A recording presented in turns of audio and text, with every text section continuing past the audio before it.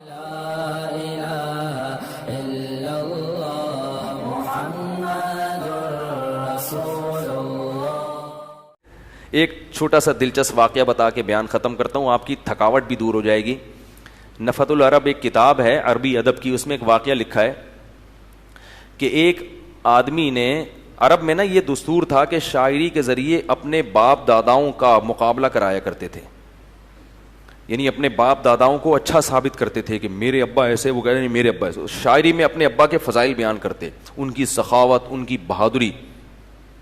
تو ایک شاعر نے، ایک آدمی اس شاعر کے گھر گیا جس نے اپنے ابا کی سخاوت پر پورا کلام کہا تھا ایک، اور مقابلہ جیتا تھا کہ بھئی ایسی سخاوت ہم مارکیٹ میں کیا ہے، شارٹ، اتنا سخی ہو، ایسا کھلا دل، مقابلہ جیت کے آیا وہ شاعر۔ تو ایک آدمی اس شاعر کے گھر گیا تو دیکھا کہ ایک بوڑھا آدمی، داڑھی ہے اس کی، بکری کا دودھ نکال رہا ہے اور ڈائریکٹ منہ میں دھار مار رہا ہے۔ کیا کر رہا ہے؟ ڈائریکٹ منہ میں دھار مار رہا ہے۔ تو اس نے بولا یار ان سے بولو برتن میں نکال کے پی لیں، ڈائریکٹ منہ میں دھار کیوں مار رہے ہیں؟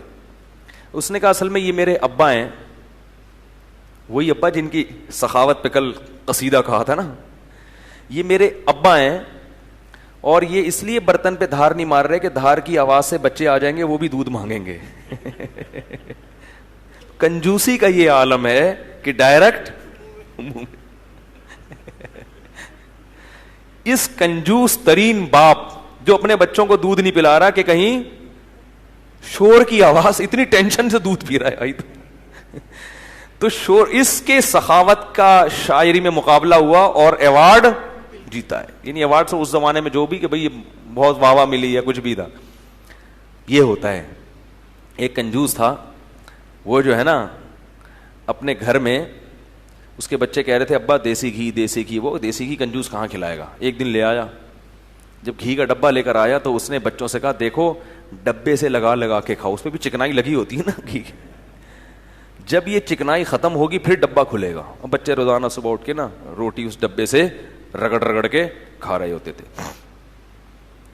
ایک دن کیا ہوا ہے، اچھا ایک اور بات بتا دوں، ابھی کے پی کے میں کوئی ایسی تحریک چل رہی ہے، میں آپ لوگوں سے بار بار کہتا ہوں کہ ملک کے خلاف کوئی بھی تحریک چل رہی ہو نا، اس میں حصہ نہ ڈالو، چوڑے میں پھنسو گے، یہ بتا دوں آپ کو میں، چوڑے میں پھنسو گے۔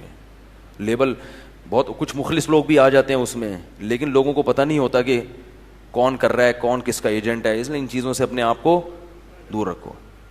تو اگر آپ نہیں، ملک سے محبت ہوتی ہے آپ سے، آرمی سے بھی نہیں دل چاہتا کرنے کا، تو نفرت بھی نہ کرو، اور اگر نفرت کرتے بھی ہو تو نفرت ہی کرو، کچھ کرنے کی ضرورت نہیں ہے، ٹھیک ہے نا، کرو گے تو چوڑے میں ہی آؤ گے اور کوئی فائدہ نہیں ہوگا، نقصان نہیں ہوگا۔ خیر، تو وہ میں بتا رہا تھا کہ وہ گھی کے ڈبے سے لگا لگا کے کھا رہے تھے۔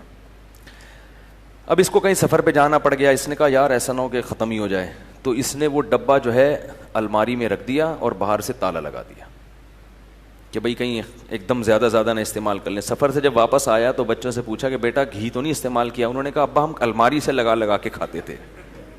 وہ بھی تو کنجوس کے بچے تھے نا، ہم کیا کرتے تھے؟ الماری سے لگا لگا کے کھاتے۔ اس نے ایک تھپڑ مارا، بولا بے شرمو، کبھی گھی کے بغیر تمہیں گزارا، چند دن گھی کے بغیر گزارا نہیں کر سکتے تھے؟ تو ایسے کنجوس لوگ ہوتے ہیں، اور سخاوت کیا شاعری میں مقابلہ ہوتا ہے، اور کیا انعام جیت کے آتے ہیں۔ تو یہ ہے شاعری۔ تو اللہ فرما رہے ہیں کہ میرے حبیب صلی اللہ علیہ وسلم کی کلام میں تضاد نہیں ہے، جو کہتے ہیں پہلے اس پر خود عمل کرتے ہیں۔